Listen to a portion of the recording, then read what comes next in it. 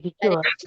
കൃഷ്ണ കൃഷ്ണ ഹരേ കൃഷ്ണ ഹരേ കൃഷ്ണ കൃഷ്ണ കൃഷ്ണ ഹരേ ഹരേ ഹരേ രാമ രാമ രാമ ഹരേ ഹരേ ഹരേ കൃഷ്ണ ഹരേ കൃഷ്ണ കൃഷ്ണ കൃഷ്ണ ഹരേ ഹരേ ഹരേ രാമ രാമ രാമ ഹരേ ഹരേ ഹരേ കൃഷ്ണ കൃഷ്ണ കൃഷ്ണ ഹരേ ഹരേ ഹരേ രാമ രാമ ഹരേ ഹരേ ഹരേ കൃഷ്ണ കൃഷ്ണ കൃഷ്ണ ഹരേ ഹരേ ഹരേ രാമ ഹരേ രാമ രാമ രാമ ഹരേ ഹരേ ഹരേ കൃഷ്ണ കൃഷ്ണ കൃഷ്ണ ഹരേ ഹരേ രാമ ഹരേ രാമ രാമ ഹരേ ഹരേ ഹരേ ഹരേ കൃഷ്ണ കൃഷ്ണ ഹരേ കൃഷ്ണ ഹരേ ഹരേ ഹരേ രാമ രാമ ഹരേ രാമ ഹരേ ഹരേ ഹരേ കൃഷ്ണ കൃഷ്ണ കൃഷ്ണ ഹരേ ഹരേ ഹരേ ഹരേ കൃഷ്ണ രാമ ഹരേ കൃഷ്ണ എല്ലാവർക്കും രാമ പ്രണാമം. ഹരേ കൃഷ്ണ. ഓം നമോ ഹരേ ഭഗവതേ വാസുദേവായ. ഓം വാസുദേവായ നമോ ഭഗവതേ ഭഗവതേ വാസുദേവായ. ഓം വാസുദേവായ നമോ ഹരേ ഓം രാമ നമോ ഭഗവതേ ഭഗവതേ വാസുദേവായ. വാസുദേവായ ഓം ഓം അജ്ഞാനതിമിരാന്ധസ്യ അജ്ഞാനതിമിരാന്ധസ്യ ജ്ഞാനാഞ്ജനാശലാകയാ ചക്ഷുരുന്മീലിതം യേന തസ്മൈ ശ്രീഗുരവേ നമഃ. നമോ വിഷ്ണുപാദായ കൃഷ്ണപ്രേഷ്ഠായ ഭൂതലേ ശ്രീമതേ ഭക്തിവേദാന്ത സ്വാമിനിധി നാമിനെ. നമസ്തേ സാരസ്വതേ ദേവേ ഗൗരവാണി പ്രചാരിണേ നിർവിശേഷ ശൂന്യവാദി പാശ്ചാത്യ ദേശധാരിണേ. ജയ ശ്രീ കൃഷ്ണ ചൈതന്യ പ്രഭു നിത്യാനന്ദ ശ്രീ അദ്വൈത ഗദാധര ശ്രീവാസാദി ഗൗര ഭക്തവൃന്ദ. ഹരേ കൃഷ്ണ കൃഷ്ണ കൃഷ്ണ ഹരേ ഹരേ ഹരേ രാമ രാമ രാമ ഹരേ ഹരേ. ഹരേ കൃഷ്ണ. ശ്രീ ശ്രീ രാധാ ഗോവിന്ദ ടെമ്പിൾ ഇസ്കോൺ മാംഗ്ലൂരിന്റെ ഭഗവത്ഗീത ക്ലാസ്സിലേക്ക് എല്ലാവർക്കും സ്വാഗതം. ഹരേ കൃഷ്ണ. എല്ലാവർക്കും പ്രണാമം. നമ്മൾ ഇന്ന് രണ്ടാമത്തെ ഭാഗം തുടങ്ങാണ്. 7 മുതൽ 12 വരെയുള്ള അധ്യായം. ഏത് യോഗത്തിലാ വരുന്നത്? ഭക്തിയോഗം. ഭക്തിയോഗത്തില് 7ാമത്തെ അധ്യായം ജ്ഞാനവിജ്ഞാന യോഗം. 7ാമത്തെ അധ്യായം ജ്ഞാനവിജ്ഞാന യോഗം നമ്മൾ പഠിക്കുക. എത്ര പേരാണ്? എനിക്ക് ഇന്നലെ എക്സാം എഴുതാൻ പറ്റിയില്ല. ഭർത്താവിന്റെ അമ്മന്റെ പ്രാർത്ഥനായിരുന്നു. കുഴപ്പമില്ല കേട്ടോ, വേറൊരു ദിവസം എഴുതാം. വേറൊരു ദിവസം ഇനി ഉണ്ടാവും. ഒരു പ്രാവശ്യം കൂടി എക്സാം നടത്തും. ഇപ്പോഴല്ല, 3 കഴിയുമ്പോ. എനിക്കും പറ്റിയില്ല മാതാജി, ഞാന് കുംഭമേളയ്ക്ക് പോയതായിരുന്നു. കുംഭമേളൊക്കെ കഴിഞ്ഞ് വന്നില്ലേ? ഇപ്പൊ കഴിഞ്ഞല്ലോ. ഇനിയിപ്പോ നമുക്ക് പഠിക്കാം. പഠിക്കാം.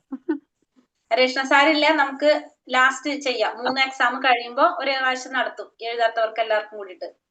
അപ്പൊ ചെയ്യാട്ടോ, ചെയ്യാം. പക്ഷെ ക്ലാസ്സിൽ ആളില്ലല്ലോ. ഞാൻ അത് ആദ്യമായിട്ടാണ് 8:30യുടെ ക്ലാസ്സിൽ ഈ 50-60 നിൽക്കുന്നത്. ഇതുവരെ ഇങ്ങനത്തെ ഒരു റേഞ്ച് ഉണ്ട്. ഇത് എന്താ നിങ്ങളെ ക്ലാസ്സിലുള്ളവർക്കൊക്കെ പറ്റുന്നത്? കൂടി ഇരിക്കുന്നവരൊക്കെ എന്താ പറ്റിയേ? 8:30യുടെ ബാച്ച് ഒട്ടും ഇത്രയും കുറവ് വന്നിട്ടില്ല. ഹരേ കൃഷ്ണ. നോക്കട്ടെ, കുംഭമേളൊക്കെ കഴിഞ്ഞ് എത്തേണ്ട സമയമായില്ല എല്ലാവരും. മാതാജി 7ാം തീയതി ഞാൻ കേറില്ലേ? മാതാജി 7ാം തീയതി ഞാൻ കേറില്ല, ആനുവൽ ഡേ ആണ്. അപ്പൊ കേറാൻ പറ്റില്ല സ്കൂളിൽ. ശരി. അത് ഇന്നലെ എക്സാം കഴിഞ്ഞോണ്ട് എല്ലാരും ലീവായിരിക്കും. ഇന്ന് എക്സാം കഴിഞ്ഞിട്ട് എക്സാമിന്റെ മുന്നൊരു ദിവസം ലീവ്, എക്സാം കഴിഞ്ഞിട്ട് പിന്നെ ഒരു ദിവസം ലീവ്. നന്നായിണ്ട്. കുട്ടികൾക്ക് പോലും അങ്ങനെ ഉണ്ടാവാറില്ല. ഒരു പഠിക്കുന്ന സ്റ്റഡി ലീവ് കഴിഞ്ഞിട്ട് എക്സാം കഴിഞ്ഞ് പിന്നെ ലീവ് എടുക്കും ആരെങ്കിലും. അതായിരിക്കും ക്ഷീണം തീർക്കുന്നത്. ക്ഷീണമുണ്ടല്ലോ. ഉഷാറാവും നമ്മള് ഭഗവാനെ കുറിച്ച് അറിയും തോറും അല്ലെ? അങ്ങനെയല്ലേ വേണ്ടത് നമുക്ക്? ഹരേ കൃഷ്ണ. അപ്പൊ നമുക്ക് ക്ലാസ്സിലേക്ക് പോകാം. ഇന്ന് അധ്യായം 7. നിങ്ങൾ അനുവദിക്കുകയാണെങ്കിൽ നമുക്കിന്ന് മുഴുവൻ എടുക്കാം. അല്ലാന്ന് വെച്ചിട്ടുണ്ടെങ്കിൽ പകുതി വെച്ച് നിർത്താം. നോക്കാം നമുക്ക് എത്രത്തോളം എത്തുമ്പോ. ബുദ്ധിമുട്ടാവണെങ്കിൽ പറഞ്ഞോളൂ കേട്ടോ. നല്ലൊരു അധ്യായമാണിത്. 30 ശ്ലോകം തോന്നുന്നുണ്ട് ഇതിലുള്ളത്. എത്രയാണതില്? 30 ശ്ലോകം. 30 പറ്റൂല എന്തായാലും, മനസ്സിലായി. അപ്പൊ നമ്മൾ അധ്യായം 7 ജ്ഞാന വിജ്ഞാന യോഗം, അതാണ് ഈ അധ്യായത്തിൽ. ഈ അധ്യായം 7ാമത്തെ അധ്യായം ഭഗവാനെ കുറിച്ചും ഭഗവാന്റെ ഭൗതിക പ്രകൃതിയെ കുറിച്ചും പിന്നെ ജീവാത്മാവിനെ കുറിച്ചും ഒക്കെ ഈ അധ്യായത്തില് ഭഗവാന്റെ 2 ശക്തികളാണ്. അപ്പൊ അതൊക്കെ കൂടി നമുക്ക് പറഞ്ഞു തരുന്നതാണ് ഈ 7ാമത്തെ അധ്യായം. പിന്നെ ഭഗവാന്റെ വിഭൂതികളുടെ ചെറിയൊരു സൂചന നൽകുന്നുണ്ട് നമുക്ക് ഈ അധ്യായത്തില്. പിന്നെ ഭൗതിക പ്രപഞ്ചത്തെ നയിക്കുന്ന 3 വിഷ്ണുമൂർത്തികളെ കുറിച്ച് പറയുന്നുണ്ട്. അങ്ങനെ 6 സെക്ഷൻ ആയിട്ടാണ് നമ്മൾ ഈ അധ്യായത്തിന് പറഞ്ഞിരിക്കുന്നത്, ഡിവൈഡ് ചെയ്തിരിക്കുന്നത്. നമുക്ക് നോക്കാം. ഹരേ കൃഷ്ണ. ശ്രീ ശ്രീ രാധാ ഗോവിന്ദ് കി ജയ്. അധ്യായം 7 6 വിഭാഗങ്ങളാക്കിയിട്ട് തിരിച്ചിരിക്കുകയാണ്. 1 മുതൽ 3 വരെ ശ്രവണം കൊണ്ട് ഭഗവാനെ പൂർണ്ണമായിട്ട് അറിയാൻ കഴിയും എന്നതിനെ കുറിച്ച് പറയുന്നു. 4 മുതൽ 12 വരെ ഭഗവാൻ കൃഷ്ണനാണ് ആധ്യാത്മിക ശക്തിയും ഭൗതിക ശക്തിയുടെയും ഉറവിടം എന്ന് പറഞ്ഞു തരുന്നു. 13, 14 ശ്ലോകത്തിൽ ത്രിഗുണങ്ങൾ നിയന്ത്രിക്കുന്നത് ഭഗവാൻ ശ്രീകൃഷ്ണനാണെന്ന്, അതുകൊണ്ട് ഭഗവാന് സ്വയം സമർപ്പിക്കണമെന്ന് പറഞ്ഞു തരുന്നു. 15 മുതൽ 19 വരെ ദുഷ്കൃതര് പിന്നെ സുഹൃതികള്, 2 തരത്തിലുള്ള ഭഗവാനെ ആരാധിക്കുന്നവരും ആരാധിക്കാത്തവരെയും കുറിച്ച് പറഞ്ഞു തരുന്നു. 20 മുതൽ 25 വരെ ദേവന്മാരെ ശരണം പ്രാപിക്കുന്നവരും അവ്യക്തിഗതവാദികളെ കുറിച്ചും പറയുന്നു. 26 മുതൽ 30 വരെ വ്യാമോഹിതരായ ജീവജാലങ്ങളെ കുറിച്ചും ഭഗവത് ജ്ഞാനം കൊണ്ട് ലഭിക്കാവുന്ന മുക്തിയെ കുറിച്ചും പറഞ്ഞത്. അങ്ങനെ 6 ഭാഗങ്ങളാക്കിയിട്ടാണ് ഇതിലെ ശ്ലോകങ്ങള് തിരിച്ചിരിക്കുന്നത്. ഒന്നാമത്തെ ഭാഗം ശ്രവണം കൊണ്ട് ഭഗവാനെ പൂർണ്ണമായും അറിയാൻ കഴിയുക. ശ്രവണം കൊണ്ട് ഭഗവാനെ കുറിച്ച് അറിയുന്നതാണ് ഒന്നാമത്തെ ഭാഗത്തിൽ പറയുന്നത്. ഭഗവാൻ കൃഷ്ണൻ അർജുനനോട് തന്റെ ഭൗതികവും ആധ്യാത്മികവുമായ ശക്തികളെ കുറിച്ച് കേൾക്കുവാൻ പറഞ്ഞു. അതുകൂടാതെ അതീന്ദ്രിയ ജ്ഞാനികളിൽ ഭഗവാനെ അറിയുന്നവൻ വളരെ വിരളമാണെന്നും പ്രഖ്യാപിക്കുകയും ചെയ്തു.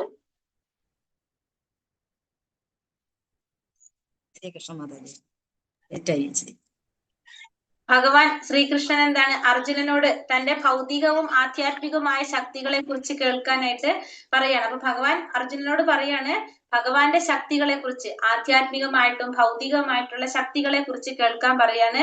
മാത്രമല്ല അതീന്ദ്രിയ ജ്ഞാനികളിൽ ഭഗവാനെ അറിയുന്നവൻ വളരെ വിരളമാണെന്ന് പ്രഖ്യാപിക്കുകയും ചെയ്യണം. അപ്പൊ ഭഗവാനെ കുറിച്ച് അറിയാൻ ശ്രമിക്കുന്നവര് വളരെ വിരളമായിരിക്കും. അതിൽ നിന്നും ഭഗവാനെ മനസ്സിലാക്കുന്നവരാണെങ്കിലോ പൂർണ്ണത നേടുന്നവര് വളരെ കുറവായിരിക്കും. അതില് വളരെ കുറച്ച് പേർക്ക് മാത്രമേ ഭഗവാനെ കുറിച്ച് അറിയാനും സാധിക്കുന്നുള്ളൂ എന്നും ഭഗവാൻ പറഞ്ഞു കൊടുക്കുന്നതാണ്. 1 മുതൽ 3 വരെയുള്ള ശ്ലോകങ്ങള്. ശ്രീ ഭഗവാനുവാച മയ്യാസക്തമന പാർത്ഥ യോഗം മദാശ്രയഃ അസംശയം സമഗ്രം മാം യഥാ ജ്ഞാസ്യാസി തച്ഛൃണു. ശ്രീ ഭഗവാൻ പറഞ്ഞു, ഹേ കുന്തിപുത്ര, എന്നെ കുറിച്ചുള്ള പൂർണ്ണ ബോധത്തോടെ എന്നിൽ ആസക്തമായ മനസ്സോടുകൂടി യോഗം പരിശീലിക്കുന്നത് കൊണ്ട് സംശയങ്ങൾ നീങ്ങി എന്നെ പൂർണ്ണമായി അറിയാൻ കഴിയുന്നത് എങ്ങനെയെന്ന് പറയാം, കേൾക്കൂ. ഭഗവാനോട് എന്താ പറയണത്? കുന്തിപുത്ര, അർജുനൻ വിളിക്കാണ്, എന്നെ കുറിച്ചുള്ള പൂർണ്ണ ബോധത്തോടെ എന്നിൽ ആസക്തമായ മനസ്സോടുകൂടി. അപ്പൊ എന്നെ കുറിച്ച് പൂർണ്ണമായി അറിഞ്ഞുകൊണ്ട് എന്നിൽ ആസക്തമായ മനസ്സോടുകൂടി യോഗം പരിശീലിക്കുന്നത് കൊണ്ട് സംശയങ്ങളെല്ലാം നീങ്ങി എന്നെ പൂർണ്ണമായിട്ട് അറിയാൻ കഴിയുന്നത് എങ്ങനെയെന്ന് ഞാൻ പറഞ്ഞു തരാം, നീ കേൾക്കൂ എന്നാണ് ഇവിടെ പറയുന്നത്. കേൾക്കൂ, തശ്രുണു, എന്നിൽ നിന്ന് കേൾക്കൂ എന്നാണ് ഭഗവാൻ പറയുന്നത്. ഭഗവാനിൽ നിന്ന് കേൾക്കാനാണ് പറയുന്നത്. അപ്പൊ ഇവിടെ കേൾവിക്ക് വളരെയധികം പ്രാധാന്യം പറയുന്നുണ്ട്. കേൾവി എന്ന് പറയുന്നത് ശ്രവണം എന്ന് പറയുന്നത് നവവിധ ഭക്തിയിലെ ആദ്യത്തേതാണ് എന്ത്? ശ്രവണം. നമ്മള് നവവിധ ഭക്തി 9 തരത്തില് നമുക്ക് ഭക്തി ചെയ്യാൻ സാധിക്കും. 9 തരത്തില് നമുക്ക് ഭക്തി ചെയ്തുകൊണ്ട്, ഭക്തി സാധനകൾ ചെയ്തുകൊണ്ട് നമുക്ക് എന്ത് ചെയ്യാം? സാക്ഷാത്കാരം നേടാനായിട്ട് സാധിക്കും. 9 തരത്തില് നമുക്കിത് 9ഉം ചെയ്യാം. അതല്ലെങ്കിൽ ഇത് ഏതെങ്കിലും ഒന്നിൽ കൂടെ നമുക്ക് എന്ത് ചെയ്യാം? സാക്ഷാത്കാരം നേടാനായിട്ട് സാധിക്കും. അപ്പൊ അതിൽ ആദ്യത്തേതാണ് എന്ത്? ശ്രവണം. അപ്പൊ നമുക്ക് തന്നെ അറിയാം, നമ്മൾ 18 ദിവസത്തെ ക്ലാസ്സിൽ ജോയിൻ ചെയ്തു. ഭഗവാനെ കുറിച്ച് കേട്ടാണ് നമ്മളിപ്പോ ഇവിടെ വന്നിരിക്കുന്നത്, അല്ലെ? ശ്രവണം. ആ ശ്രവണമാണ് ഫസ്റ്റത്തെ. ശ്രവണത്തിന് വളരെയധികം പ്രാധാന്യമുണ്ട്. 9 വിധത്തിലുള്ള ഭക്തി സേവന വിധികളിൽ ഭഗവാൻ കൃഷ്ണങ്കൽ മനസ്സിനെ ഏകാഗ്രമാക്കാം. അവയിൽ ആദ്യത്തേതും പ്രധാനമായതും ശ്രവണമത്രേ. അതുകൊണ്ടാണ് ഭഗവാൻ അർജുനനോട് തത്ശ്രുണു അഥവാ എന്നിൽ നിന്ന് കേൾക്കൂ എന്ന് പറയുന്നത്. അപ്പൊ അതുകൊണ്ടാണ് ഭഗവാൻ ഇവിടെ എന്ത് പറയുന്നത്? അർജുനനോട് തത്ശ്രുണു, എന്നിൽ നിന്ന് കേൾക്കൂ എന്ന് പറഞ്ഞു തരുന്നത്. ഇവിടെ നവവിധ ഭക്തി ഏതൊക്കെയാണ്? ശ്രവണം, കീർത്തനം, വിഷ്ണു സ്മരണം, പാദസേവനം, അർച്ചനം, വന്ദനം, ദാസ്യ, സാഖ്യം, ആത്മനിവേദനം. ഭാഗവതത്തിലെ ശ്ലോകാണിത്. 7ാമത്തെ സ്കന്ധം 5ാമത്തെ അധ്യായത്തിൽ 23ാമത്തെ ശ്ലോകത്തിൽ 23-24 ശ്ലോകത്തിൽ പറയുന്നതാണ് ശ്രവണം, കീർത്തനം, വിഷ്ണു സ്മരണം, പാദസേവനം, അർച്ചനം, വന്ദനം, ദാസ്യം, സാഖ്യം, ആത്മാനിവേദനം. ഇതി പുംസാപിതാ വിഷ്ണോർ ഭക്തിശ്ചേനാവലക്ഷണം ക്രിയത്തെ ഭഗവത്യാർത്ഥ തന്മേധീതമുത്തമം അത് ഭാഗവതത്തിലെ 7-ാമത്തെ സ്കന്ധം 5-ാം അധ്യായം 23-24 ശ്ലോകത്തിൽ 23 പറയുന്നതാണ് ഈ ശ്ലോകം അപ്പൊ വരുന്നത്. ശ്രവണം കീർത്തനം വിഷ്ണു സ്മരണം പാദസേവനം അർച്ചനം വന്ദനം ദാസ്യ സാഖ്യം ആത്മനിവേദനം. അപ്പൊ ആദ്യത്തേതാണ് എന്ത്? ശ്രവണം. ശ്രവണം എന്ന് വെച്ചാൽ ഭഗവാനെ കുറിച്ച് കേൾക്കുക, കേൾവിയാണ് ശ്രവണം. ആരാണ് ശ്രവണത്തിലൂടെ സാക്ഷാത്കാരം നേടാൻ സാധിച്ചത്? ശ്രവണത്തിലൂടെ സാക്ഷാത്കാരം നേടാൻ സാധിച്ചത് ആർക്കാണ് അറിയാവോ? സാഖ്യമാണോ സഖ്യമാണോ മാതാജി? ആ? സൗഖ്യം എന്നാണോ സഖ്യം എന്നാണോ? സഖ്യം. സഖ്യം. കൂട്ടുകെട്ട്, കൂട്ടുകാരെന്നുള്ള സഖ്യല്ലേ പറയാ? ഇവിടെ സാഖ്യം എന്നല്ലേ എഴുതിയിരിക്കണം. സാഖ്യം സഖ്യം എന്നല്ല വരണ്ട. അപ്പൊ സഖ്യമല്ലേ? ദാസ്യം സാഖ്യം തന്നെ ഇവിടെ പറഞ്ഞിരിക്കുന്നത് കേട്ടോ. സാഖ്യം കൂട്ടുകെട്ടാണ്, മീനിങ് വരുന്നത് സാഖ്യം, അർച്ചന കൂട്ടുകെട്ട്. അപ്പൊ ഫസ്റ്റത്തെ നമ്മൾ എന്താ പറഞ്ഞത്? ശ്രവണം. ശ്രവണത്തിലൂടെ ആരാണ്? ശ്രവണത്തിലൂടെ മാത്രം സാക്ഷാത്കാരം നേടാൻ സാധിച്ചത് ആർക്കാണ്? പരീക്ഷിത്ത് മഹാരാജാവിന്. പരീക്ഷിത്ത് മഹാരാജാവ് ഭഗവാനെ കുറിച്ച് കേട്ട് കേൾവിയിലൂടെയാണ് ആർക്ക് സാക്ഷാത്കാരം നേടാൻ സാധിച്ചത്? പരീക്ഷിത്ത് മഹാരാജാവിന്. പരീക്ഷിത്ത് മഹാരാജാവ് എന്താണ് കേട്ടത്? ഭാഗവതം അല്ലെ? പരീക്ഷിത്ത് മഹാരാജാവ് 7 ദിവസം കൊണ്ട്, സപ്താഹം എന്ന് പറയുന്നുണ്ടല്ലോ നമ്മള്, എന്തുകൊണ്ടാണ് ഇത് 7 ദിവസമായിട്ട് വരുന്നത്? 10 ദിവസം നടത്തിക്കൂടെയായിരുന്നു? 7 ദിവസം ഉണ്ടായിരുന്നുള്ളൂ. എന്തുകൊണ്ടാണ് സപ്താഹം 7 ദിവസമായിട്ട് വരുന്നത്, 7 ദിവസമായിട്ട് ചെയ്യുന്നത്? പരീക്ഷിത് മഹാരാജാവിന് ശാപം കിട്ടും 7 ദിവസം കഴിയുമ്പോ മരണം കണ്ടിരിക്കണം. അതെ അല്ലെ? പരീക്ഷിത്ത് മഹാരാജാവ് തനിക്ക് 7 ദിവസം ഉണ്ടായിരുന്നില്ല. 7 ദിവസം ആ ഭാഗവതം ശ്രവിച്ചതിലൂടെയാണ് പരീക്ഷിത്ത് മഹാരാജാവിന് എന്ത് സാധിച്ചത്? സാക്ഷാത്കാരം നേടാനായിട്ട്, ആത്മസാക്ഷാത്കാരം നേടാൻ സാധിച്ചത്. അതുകൊണ്ടാണ് ഇപ്പോഴും നമ്മൾ സപ്താഹം എന്ന് പറയുമ്പോൾ അത് എത്ര വരുന്നത്? സപ്താഹം. 7 ദിവസമാണ് സപ്താഹം. അപ്പൊ ശ്രവണത്തിലൂടെ സാക്ഷാത്കാരം നേടിയതാണ് ആര്? പരീക്ഷിത്ത് മഹാരാജ്. പരീക്ഷിത്ത് മഹാരാജ് എങ്ങനെയാ കേട്ടെന്നറിയാവോ? നമ്മളെ പോലെ ഭക്ഷണമൊക്കെ കഴിച്ച് നല്ല സുഖമായിട്ടിരുന്ന് അങ്ങനെയൊന്നല്ല പരീക്ഷിത്ത് മഹാരാജ് എങ്ങനെ കേട്ടത്? ഭക്ഷണം ഇല്ലാതെ, ഊണില്ലാതെ, ഉറക്കമില്ലാതെ, വെള്ളം പോലും കുടിക്കാതെയാണ് ആര് ഭാഗവതം കേട്ടത്? പരീക്ഷിത്ത് മഹാരാജാവ് ഭാഗവതം കേട്ടത്. അതായത് നമ്മൾ ശ്രവണത്തിലൂടെ ശ്രവണത്തിലൂടെ നമുക്ക് സാക്ഷാത്കാരം നേടാൻ സാധിക്കുന്ന ഉദാഹരണം പരീക്ഷിത്ത് മഹാരാജാവിൻ്റെത് പറയുമ്പോൾ അദ്ദേഹം അത് എങ്ങനെയാണ് കേട്ടതെന്ന് കൂടി നമ്മൾ അറിയണമല്ലോ. അപ്പൊ അദ്ദേഹം എങ്ങനെയാണ്? ഭക്ഷണം കഴിക്കുന്നില്ല, വെള്ളം കുടിക്കുന്നില്ല, ഉറങ്ങുന്നില്ല, ഒന്നുമില്ല. എന്തുമാത്രമുള്ളൂ? ഭഗവാനെ കുറിച്ച് അറിയാനുള്ള ഒരു ആഗ്രഹത്തോടെ. എന്നിട്ട് എന്ത് സംഭവിച്ചു? പിന്നെന്ത് സംഭവിച്ചു? അങ്ങനെ ആ ഒരു ഉത്കണ്ഠ, ആ ഒരു സന്തോഷം, ഉത്സാഹം എന്ന് പറയും അല്ലെ? ഉത്സാഹത്തോടെ ഇങ്ങനെ കേട്ടുകൊണ്ടിരിക്കുക. അതാണ് ആര് ചെയ്തത്? പരീക്ഷിത്ത് മഹാരാജാവ് ചെയ്തുകൊണ്ടിരിക്കുന്നത്. പറഞ്ഞു എന്തേലും? ശ്രവണത്തിലൂടെ സാക്ഷാത്കാരം നേടിയതാണ് ആര്? പരീക്ഷിത്ത് മഹാരാജാവ്. ഇനി അടുത്തത് ശ്രവണം, കീർത്തനം. അടുത്ത എന്താണ്? കീർത്തനം. കീർത്തനത്തിലൂടെ ആരാണ് സാക്ഷാത്കാരം നേടാൻ സാധിച്ചത്? കീർത്തനത്തിലൂടെ ശുകദേവ ഗോസ്വാമി. ശുകദേവ ഗോസ്വാമി എങ്ങനെയാണ് കീർത്തിച്ചത്? ശുകദേവ ഗോസ്വാമി കീർത്തിച്ചത് ഈ പരീക്ഷിത്ത് മഹാരാജാവ് ശ്രവണത്തിലൂടെ അല്ലേ സാക്ഷാത്കാരം നേടിയത്. ആ പരീക്ഷിത്ത് മഹാരാജാവ് ശ്രവിക്കണമെങ്കിൽ ആരോ ഒരാൾ കീർത്തിച്ചിട്ടാണല്ലോ മഹാരാജാവ് ശ്രവിക്കുന്നത് അല്ലെ? മഹാരാജാവ് ശ്രവണം ചെയ്തത് ആരോ ഒരാൾ കീർത്തിച്ചിട്ടാണല്ലോ. അതാണ് ശുകദേവ ഗോസ്വാമി. ശുകദേവ ഗോസ്വാമി ഭാഗവതം ആർക്ക് പറഞ്ഞു കൊടുത്തു? കീർത്തനം ചെയ്തു കൊടുത്തു, കീർത്തിച്ചു കൊടുത്തു? പരീക്ഷിത്ത് മഹാരാജാവിന് കീർത്തിച്ചു കൊടുത്തു. അങ്ങനെയാണ് ശ്രവണം പരീക്ഷിത്ത് മഹാരാജാവിന് വന്നത്. ആ കീർത്തനം ചെയ്തത് ആരാണ്? ഭാഗവതം കീർത്തിച്ചു കൊടുത്തതാണ് ശുകദേവ ഗോസ്വാമി. കീർത്തനത്തിലൂടെ സാക്ഷാത്കാരം നേടാൻ സാധിച്ചതാണ് ആർക്ക്? ശുകദേവ ഗോസ്വാമിക്ക്. ശുകദേവ ഗോസ്വാമിക്കാണ് കീർത്തനത്തിലൂടെ എന്ത് സാധിച്ചത്? സാക്ഷാത്കാരം നേടാനായിട്ട് സാധിച്ചത്. ഇവിടെ ഒന്നാമത്തെ നമ്മൾ പറഞ്ഞു ശ്രവണം, രണ്ടാമത്തത് കീർത്തനം. കീർത്തനത്തിലൂടെ ശുകദേവ ഗോസ്വാമി സാക്ഷാത്കാരം നേടാനായിട്ട് സാധിച്ചു. പിന്നെ അടുത്തത് സ്മരണം. ഭഗവാനെ സ്മരിച്ചുകൊണ്ട്. ഭഗവാൻ എപ്പോഴും സ്മരിച്ചുകൊണ്ടിരുന്നത് ആരാണ്? പ്രഹ്ലാദ മഹാരാജാവ്. പ്രഹ്ലാദ മഹാരാജാവാണ് ഭഗവാൻ എപ്പോഴും സ്മരിച്ചുകൊണ്ടിരുന്നത്. പ്രഹ്ലാദ മഹാരാജ് ഭഗവാൻ എപ്പോഴും സ്മരിച്ചുകൊണ്ട് സാക്ഷാത്കാരം നേടാൻ സാധിച്ചതാണ്. പാദസേവനം ചെയ്യുന്നത് ആരാണ് എപ്പോഴും ഭഗവാന്? ലക്ഷ്മി ദേവി. ലക്ഷ്മി ദേവിയാണ് പാദസേവനം ചെയ്യുന്നത്. അർച്ചനം, ഭഗവാനെ എപ്പോഴും പൂജിച്ചു കൊണ്ടിരിക്കുന്നത് പൃഥു മഹാരാജാവാണ്. ഭഗവാൻ എന്ത് ചെയ്യുന്നത്? പൂജകൾ, ആരാധന ചെയ്യുന്നത് പൃഥു മഹാരാജാവ്. ഭഗവാൻ എപ്പോഴും വണങ്ങുന്നത്, വന്ദനം ചെയ്യുന്നത് അക്രൂരൻ. ആരാണ് വന്ദനം ചെയ്യുന്നത്? അക്രൂരൻ. പിന്നെ വന്ദനം ദാസ്യം ആരാണ് ചെയ്യുന്നത്? ഹനുമാൻ സ്വാമി. ഭഗവാന്റെ ദാസ്യം ഹനുമാൻ സ്വാമി. സാഖ്യം വന്നിട്ട് അർജുനൻ. ആത്മനിവേദനം എല്ലാം ഭഗവാന് സമർപ്പിച്ചത് ആരാണ്? മഹാബലി ചക്രവർത്തി. തന്നെ സമർപ്പിച്ചതാണ് ആര്? മഹാബലി ചക്രവർത്തി. അങ്ങനെ നവവിധ ഭക്തിയിലൂടെ ആത്മസാക്ഷാത്കാരം നേടിയതാണ് ഇവരെല്ലാവരും. ഈ നവവിധ ഭക്തി എല്ലാതും ഒരുമിച്ച് ചെയ്തിട്ട് സാക്ഷാത്കാരം നേടിയത് ആരാണ്? ശ്രവണവും കീർത്തനവും സ്മരണവും പാദസേവനവും അർച്ചനവും വന്ദനവും ദാസ്യവും സാഖ്യം എല്ലാത്തിലും ഒരുമിച്ച് സാക്ഷാത്കാരം നേടാനായിട്ട് ആർക്കാ സാധിച്ചത്? അംബരീഷ് മഹാരാജാവിന് അല്ലെ? അംബരീഷ് മഹാരാജാവ് നമ്മൾ കഴിഞ്ഞ അധ്യായങ്ങൾ കണ്ടിട്ടുണ്ടായിരുന്നു. അംബരീഷ് മഹാരാജാവ് എല്ലാതും ഒരുമിച്ചത്. അപ്പോൾ നമ്മൾ ഈ നവവിധ ഭക്തി നമുക്ക് പഠിക്കേണ്ടതാണ്. ശ്രവണം കീർത്തനം വിഷ്ണു സ്മരണം പാദസേവനം അർച്ചനം വന്ദനം ദാസ്യം സാഖ്യം ആത്മാനിവേദനം. അപ്പൊ ആരൊക്കെയാണത്? ശ്രവണം എന്ന് പറഞ്ഞാൽ നമ്മൾ പറഞ്ഞു പരീക്ഷിത്ത് മഹാരാജാവ്, കീർത്തനം ശുകദേവ ഗോസ്വാമി, സ്മരണം പ്രഹ്ലാദ മഹാരാജാവ്, പാദസേവനം ലക്ഷ്മി ദേവി, അർച്ചനം പൃഥു മഹാരാജാവ്, വന്ദനം അക്രൂരൻ, ദാസ്യം ഹനുമാൻ, സാഖ്യം അർജുനൻ, ആത്മനിവേദനം ബലി മഹാരാജാവ്, മഹാബലി ചക്രവർത്തി.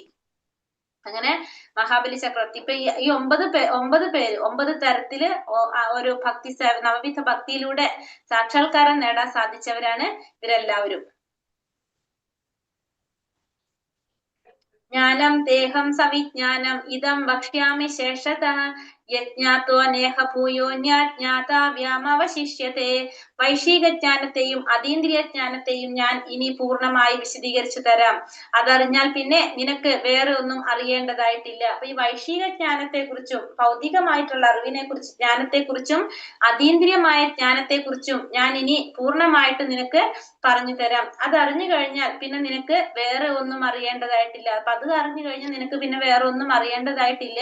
ഭൗതിക ജ്ഞാനത്തെക്കുറിച്ചും അതീന്ദ്രിയ ജ്ഞാനത്തെക്കുറിച്ചും പൂർണ്ണമായിട്ട് നിനക്ക് ഞാൻ പറഞ്ഞു തരാം. കൂടെ അർജുനന് ഭഗവാൻ പറഞ്ഞു കൊടുക്കാണ്. ഭൗതിക പ്രപഞ്ചത്തെയും അതിന് പിന്നിലുള്ള ചേതനയെയും ഈ രണ്ടിന്റെയും ഉറവിടത്തെയും കുറിച്ചുള്ള അറിവാണ് സമഗ്രമായ ജ്ഞാനം. ഇതാണ് അതീന്ദ്രിയ ജ്ഞാനം. അപ്പൊ അതീന്ദ്രിയ ജ്ഞാനം എന്ന് വെച്ചാൽ എന്താണ്? ഈ ഭൗതിക പ്രപഞ്ചത്തെ കുറിച്ച്, അതിന് പിന്നിലുള്ള ചേതനയെ കുറിച്ച്, ഇതിന്റെ രണ്ടിന്റെയും ഉറവിടത്തെ കുറിച്ച് അതിന്റെ അറിവിനാണ് നമുക്ക് എന്ത് പറയാം? അതീന്ദ്രിയ ജ്ഞാനം എന്ന് പറയുന്നത്. അർജുനൻ തന്റെ വിശ്വസ്ത ശിഷ്യനും സുഹൃത്തുമാകയാലാണ് അദ്ദേഹത്തിന് ഈ ജ്ഞാനം ഉപദേശിക്കാൻ ഭഗവാൻ തുനിയുന്നത്. അപ്പൊ ഭഗവാൻ എന്തുകൊണ്ടാണ് ഇത് അർജുനന് പറഞ്ഞു കൊടുക്കുന്നത്? അർജുനൻ ഭഗവാന്റെ ശിഷ്യനും സുഹൃത്തുമായതുകൊണ്ടാണ് അർജുനന് ഇത് പറഞ്ഞു കൊടുക്കുന്നത്. മനുഷ്യാണാം സഹസ്രേഷു കശ്ചിത് യത്യതി സിദ്ധയേ യഥാ താമപി സിദ്ധാനാം കശ്ചിൻ മാം വേത്തി തത്വതഃ. ആയിരക്കണക്കിന് ആളുകളിൽ ചിലപ്പോൾ ഒരാൾ പൂർണ്ണത നേടാൻ ഉദ്യമിച്ചേക്കാം. അങ്ങനെ പൂർണ്ണം നേടിയവരിലും ഒന്നിലേറെ പേർ എന്നെ തികച്ചും അറിയുന്നതുമില്ല. അപ്പൊ ആയിരക്കണക്കിന് ആളുകളിൽ ചിലപ്പോൾ ഒന്നിലേറെ പേര് പൂർണ്ണത നേടാനായിട്ട് ഉദ്യമിക്കാം. പക്ഷെ അങ്ങനെ പൂർണ്ണത നേടിയവരിലും ഒന്നിലേറെ പേർക്ക് എന്ത് സാധിക്കില്ല? എന്നെ തികച്ചും അറിയാനായിട്ട് സാധിക്കണമെന്നില്ല. അപ്പൊ കുറെ പേര് പൂർണ്ണത നേടാനായിട്ട് ശ്രമിക്കും. കുറെ പേര് വരും ഓരോ പൂർണ്ണത നേടാനായിട്ട്. പക്ഷെ അങ്ങനെ പൂർണ്ണം നേടിയിട്ടുള്ള കുറെ പേരുണ്ടാവും. അങ്ങനെയുള്ളവർക്കും എന്ത് സാധിക്കില്ല? എല്ലാവർക്കും ഭഗവാനെ കുറിച്ച് അറിയാൻ സാധിക്കില്ല. അപ്പൊ ഭഗവാനെ കുറിച്ച് അറിയണമെങ്കിൽ എല്ലാവർക്കും സാധിക്കില്ല. പൂർണ്ണത നേടാൻ വേണ്ടിയിട്ട് ആയിരക്കണക്കിന് ആളുകളിൽ കുറച്ചു പേർക്ക് പൂർണ്ണത നേടാൻ സാധിക്കും. അങ്ങനെ പൂർണ്ണത നേടിയിട്ടുള്ളവർക്കും എന്ത് സാധിക്കില്ല? എല്ലാവർക്കും ഭഗവാനെ കുറിച്ച് അറിയാനും സാധിക്കണമെന്നില്ല. കൃഷ്ണാവബോധമുള്ളവർക്കേ ഭഗവാനെ അറിയാൻ കഴിയൂ. മറ്റുള്ള അതീന്ദ്രിയ ജ്ഞാനികൾക്ക് അവ്യക്തിഗത ബ്രഹ്മസാക്ഷാത്കാരം ഉണ്ടാകാം. കൃഷ്ണനെ അറിയുന്നതിനേക്കാൾ പ്രയാസം കുറഞ്ഞതാണത്. ഇപ്പോ പൂർണ്ണത നേടാന്ന് പറഞ്ഞാൽ നമുക്ക് സാക്ഷാത്കാരം നേടാനായിട്ട് കുറെ പേർക്ക് സാധിക്കും. പക്ഷെ കൃഷ്ണനെ അറിയണമെങ്കിൽ എല്ലാവർക്കും സാധിക്കില്ല. ആത്മസാക്ഷാത്കാരം നേടാനായിട്ട് കുറെ പേർക്ക് സാധിക്കും. അത് ബ്രഹ്മത്തിലാവാം, പരമാത്മാവിലാവാം, കൃഷ്ണനിലാവാം, ഭഗവാനിലാവാം. അങ്ങനെ 3 തരത്തിലും സാക്ഷാത്കാരം നേടാൻ സാധിക്കും. പക്ഷെ ഭഗവാനെ കുറിച്ച് അറിയാനായിട്ട് എല്ലാവർക്കും സാധിക്കണമെന്നില്ല. അപ്പൊ അതീന്ദ്രിയ ജ്ഞാനികൾക്ക് അവ്യക്തിഗത ബ്രഹ്മസാക്ഷാത്കാരം ഉണ്ടാകാം. ചിലർക്ക് എന്താണ്? ബ്രഹ്മത്തിലായിരിക്കും സാക്ഷാത്കാരം ഉണ്ടാകുന്നത്. പക്ഷെ കൃഷ്ണൻ അറിയുന്നതാണ് എന്ത് പ്രയാസം കുറഞ്ഞത്. കൃഷ്ണൻ അറിയുന്നതിനേക്കാളും പ്രയാസം കുറഞ്ഞതാണ് എന്ത്? ഈ ബ്രഹ്മസാക്ഷാത്കാരം എന്ന് പറയുന്നത്. അപ്പൊ ഏറ്റവും പ്രയാസം എന്താണ്? ഭഗവാനെ അറിയാനായിട്ട് ഉള്ളതാണ്. അദ്വൈതവാദികളിൽ ശ്രേഷ്ഠനായ ശ്രീപാദ ശങ്കരാചാര്യർ പോലും തന്റെ ഗീതാഭാഷ്യത്തിൽ കൃഷ്ണനാണ് പരമപുരുഷനായ ഭഗവാൻ എന്ന് സമ്മതിക്കുന്നുണ്ട്. എങ്കിലും അദ്ദേഹത്തിന്റെ അനുയായികൾ അങ്ങനെ വിശ്വസിക്കുന്നില്ല. അപ്പൊ അദ്വൈതവാദികളിൽ ശ്രേഷ്ഠനായിട്ടുള്ള ശങ്കരാചാര്യർ അദ്ദേഹത്തിന്റെ ഗീതാഭാഷ്യത്തിൽ എന്ത് പറയുന്നുണ്ട്? കൃഷ്ണനാണ് പരമപുരുഷനായ ഭഗവാൻ എന്ന് സമ്മതിക്കുന്നുണ്ട്. പക്ഷെ അദ്ദേഹത്തിന്റെ അനുയായികൾ അതിനെ വിശ്വസിക്കുന്നില്ല. ഒന്നാമത്തെ ഭാഗം കഴിഞ്ഞു. രണ്ടാമത്തെ ഭാഗം ഭഗവാൻ ശ്രീകൃഷ്ണനാണ് ആധ്യാത്മിക ശക്തിയും ഭൗതിക പ്രകൃതിയുടെ ഉറവിടവും ഭഗവാനാണ്. ഇവിടെ ഈ ഭഗവാന്റെ ആ ശക്തിയെ കുറിച്ച് പറയാണ്. ഭൗതിക ശക്തി എന്താണ് പറയണത് ഇവിടെ? ഭൂമിരാപനലോ വായു ഖമ്മനോ ബുദ്ധിരേവച അഹങ്കാരമിതീയമ്മേ ഭിന്ന പ്രകൃതിരഷ്ടത. എന്റെ ഭിന്നമായ ഭൗതിക പ്രകൃതി ഭൂമി, ജലം, അഗ്നി, വായു, ആകാശം, മനസ്സ്, ബുദ്ധി, മിഥ്യാഹങ്കാരം എന്നിങ്ങനെ 8 അടങ്ങുന്നതാണ്.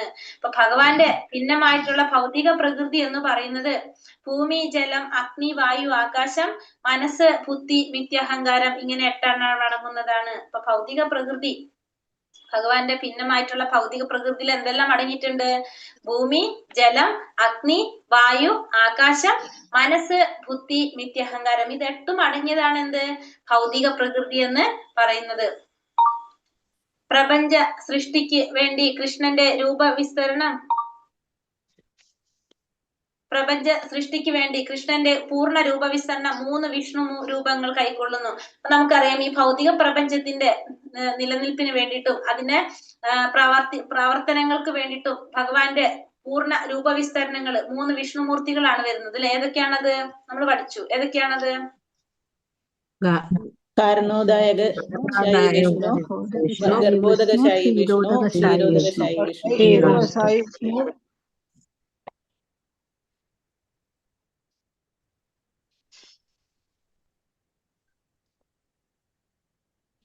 മഹാവിഷ്ണു, ഗർഭോദക ശായി വിഷ്ണു, ക്ഷീരോദക ശായി വിഷ്ണു. അപ്പൊ 3 വിഷ്ണുമൂർത്തികള് ഏതൊക്കെയാണ്? ഫസ്റ്റ് നമ്മൾ പറഞ്ഞ ഈ ഭൗതിക പ്രപഞ്ചത്തിന്റെ എന്താണ് പറയാ പ്രവർത്തനങ്ങൾ ചെയ്യുന്നത് ഈ 3 വിഷ്ണുമൂർത്തികളിലൂടെയാണ് പ്രവർത്തനം നടക്കുന്നത്. അതിൽ ആദ്യത്തെയാണ് എന്ത്? മഹാവിഷ്ണു അല്ലെങ്കിൽ വേറെ പേര് നമ്മൾ എന്താ പറയണത്? കാരണോദക ശായി വിഷ്ണു. കാരണമാകുന്ന വിഷ്ണു. നമ്മുടെ പ്രപഞ്ചത്തിന്റെ സൃഷ്ടിക്ക് കാരണമാകുന്ന വിഷ്ണു ആണത് കാരണോദക ശായി വിഷ്ണു. വിഷ്ണു എന്ത് ചെയ്യാണ്? മഹത്തത്വം എന്ന ആ സമഗ്ര പ്രപഞ്ച ശക്തിയെ സൃഷ്ടിക്കുന്നു. ആ പ്രപഞ്ചത്തിനെ സൃഷ്ടിക്കുന്നതാണ് ആര്? കാരണോദകശായി വിഷ്ണു. അപ്പൊ പ്രപഞ്ച സൃഷ്ടിക്ക് കാരണമാകുന്ന വിഷ്ണുവാണ് കാരണോദകശായി വിഷ്ണു. ആ കാരണോദകശായി വിഷ്ണുവിന്റെ രോമകൂപങ്ങളിൽ നിന്നാണ് അനേകം എന്ത് വരുന്നത്? ബ്രഹ്മാണ്ടങ്ങള്, ഓരോ പ്രപഞ്ചങ്ങൾ വരുന്നത്. ആ ബ്രഹ്മാണ്ടങ്ങളില് ഓരോരോ ബ്രഹ്മാണ്ടങ്ങളായിട്ട് വരും. അത് കഴിഞ്ഞിട്ട് ഓരോ പ്രപഞ്ചത്തിന് വൈവിധ്യം നൽകിക്കൊണ്ട് അതിലെല്ലാം ആരുൾപോകും? ഗർഭോദകശായി വിഷ്ണു. അപ്പൊ ഒന്നാമത്തെ നമ്മൾ പറഞ്ഞു ഫസ്റ്റത്തെ മഹാവിഷ്ണു, അതല്ലെങ്കിൽ കാരണോദകശായി വിഷ്ണു. ആ കാരണോദകശായി വിഷ്ണു എന്ത് ചെയ്യും? കാരണോദകശായി വിഷ്ണുവിന്റെ രോമകൂപങ്ങളിൽ നിന്ന് അനേകം പ്രപഞ്ചങ്ങൾ ഉണ്ടാകും. ഇനി ആ പ്രപഞ്ചത്തിന് ജീവൻ നൽകാനായിട്ട് ആര് വരും? ഗർഭോദകശായി വിഷ്ണു. ആ ഗർഭോദകശായി വിഷ്ണു, അതാണ് ഗർഭോദകശായി വിഷ്ണു. ആ പ്രപഞ്ചത്തിന്റെ ഉള്ളിലേക്ക് ആര് പോകാണ്? ഗർഭത്തിലേക്ക് പോകാന്ന് പറയാം അല്ലെ? ഗർഭോദകശായി വിഷ്ണു വരും. അതാണ് രണ്ടാമത്തെ വിഷ്ണുമൂർത്തി, ഗർഭോദകശായി വിഷ്ണു. ഇനി ആ ഗർഭോദകശായി വിഷ്ണു ആ പ്രപഞ്ചത്തിന് ജീവൻ നൽകി കഴിഞ്ഞാൽ മൂന്നാമത്തെ വിഷ്ണുമൂർത്തി ആ പ്രപഞ്ചത്തിനുള്ളില് അനേകം ജീവാത്മാക്കൾ വരും. ആ ജീവാത്മാക്കളിനുള്ളിൽ എല്ലാവരുടെ ഉള്ളിലും പരമാത്മാവായിട്ടിരിക്കുന്നതാണ് അത് ക്ഷീരോദകശായി വിഷ്ണു. അപ്പൊ 3 വിഷ്ണുമൂർത്തികള്, ഒന്നാമത്തത് മഹാവിഷ്ണു അല്ലെങ്കിൽ കാരണോദകശായി വിഷ്ണു പ്രപഞ്ചത്തിന്റെ സൃഷ്ടിക്ക് കാരണമാകുന്നു. ആ പ്രപഞ്ച സൃഷ്ടിയില് ഓരോ പ്രപഞ്ചത്തിന്റെ ഉള്ളിലേക്ക് ആര് പ്രവേശിക്കും? ഗർഭോദകശായി വിഷ്ണു പ്രവേശിക്കും. ഗർഭോദകശായി വിഷ്ണു പ്രവേശിച്ചിട്ട് ആ പ്രപഞ്ചത്തിൽ ഉണ്ടാകുന്ന ജീവാത്മാക്കളിൽ ഓരോന്നിലും ആരുണ്ടാവും? പരമാത്മാവായിട്ട് കുടികൊള്ളുന്നതാണ് ആര്? ക്ഷീരോദകശായി വിഷ്ണു. അങ്ങനെ ഈ 3 വിഷ്ണുമൂർത്തികളാണ് എന്ത് ചെയ്യുന്നത്? ഈ ഭൗതിക പ്രപഞ്ചത്തിന്റെ പ്രവർത്തനങ്ങളെ നിയന്ത്രിക്കുന്നതാണ് ഈ വിഷ്ണുമൂർത്തികള്. അപരേയമിതസ്തന്യാം പ്രകൃതിം വിദ്ധി മേ പരാം ജീവഭൂത മഹാബാഹോ യേദം ധൈര്യതേ ജഗത്. ഇവയ്ക്ക് പുറമെ ഹേ മഹാബാഹുവായ അർജുന, എനിക്ക് മറ്റൊരു ഉത്കൃഷ്ട ശക്തി കൂടിയുണ്ട്. ഈ താഴ്ന്ന തരം ഭൗതിക പ്രകൃതിയുടെ വിഭവങ്ങളെ ചൂഷണം ചെയ്യുന്ന ജീവഗണങ്ങളാണത്.